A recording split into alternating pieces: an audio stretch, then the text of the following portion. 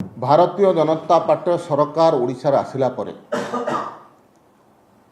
जो माने भी अपराधिक कार्य करिसंती सरकार तरफ दृढ़ कार्यानुष्ठान निया जायछि। प्रत्येक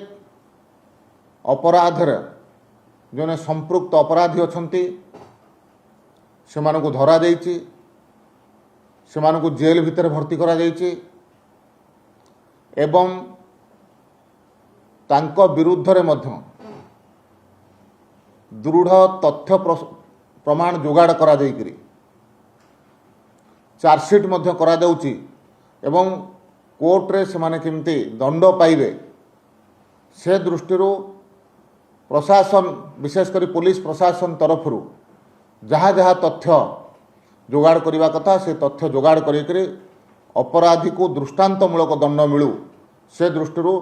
सरकार प्रयासरत अछंती। किंतु विरोधी कहउछन्ती जो क्राइम ब्रांच तदंत मुख्यमंत्री निर्देश दैछन्ती ता धर्म को आखिठार एवं कोनोसी माने प्रकृत दोषी एसरे केही पसिबे नाही बोली कहउछन्ती एवं पुलिस को जेतबेले घटना स्थल रे पुलिस अछन्ती ता सत्य मध्ये युवक को पिटी मारि दिया वाला से कथा को नै कोनोसी प्रकार समाधान बाहिबो नाही एवं धर्म को आखिठार बोली कहउछन्ती।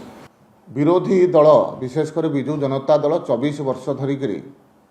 ओडिशार शासन दायित्व भितर थिला। तत्कालीन मुख्यमंत्री पाखरे गृह विभाग थिला। केते थर आईन श्रृंखला परिस्थिति को लेकर गोटे गोटे विषय को लेकर तत्कालीन मुख्यमंत्री समीक्षा करुथिले, दोषी को दंड पाया पई चेष्टा करुथिले। बालीपाटଣା घटना लेकर मुख्यमंत्री कलिकतार आसु आसु सीधा से केस समीक्षा कर पुलिस डीजी ठारू आरंभ कर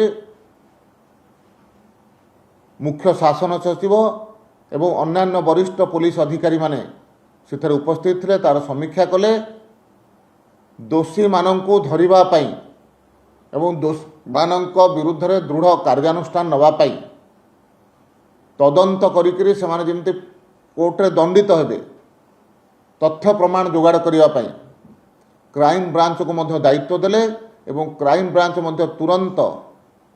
एक केस को हाथ को लेकर तदंत करुचे एवं अनेक लोकों को जो माने संपृक्त अछंती सेमानंको गिरफ करिकरी कोर्ट फॉरवर्ड मध्य कलाणी। तो बीजेडी और कांग्रेस दलर जो भाबरे रहुची आक्रमण करछन्ती सरकार को सरकार आईन श्रृंखला परिस्थिति को लेकी समाने विरोध करछन्ती आप कोन कहि ओडिया रे गोटे कथा अछि गोदरिलो निज गोडु कोना सेमाने शासन व्यवस्था भितर थिले तांको सरकार समयर सरकार प्रायोजित जो हिंसा होउथला ताको को प्रकार सुरक्षा से दौले से सब कथा को ओडिशावासी देखिचंती। भारतीय जनता पार्टी सरकार रे कौनसी भी अपराधी कौनसी भी हिंसा को प्रश्रय दिया जाऊ नहीं किंबा भविष्य दबार प्रश्न उठू नहीं।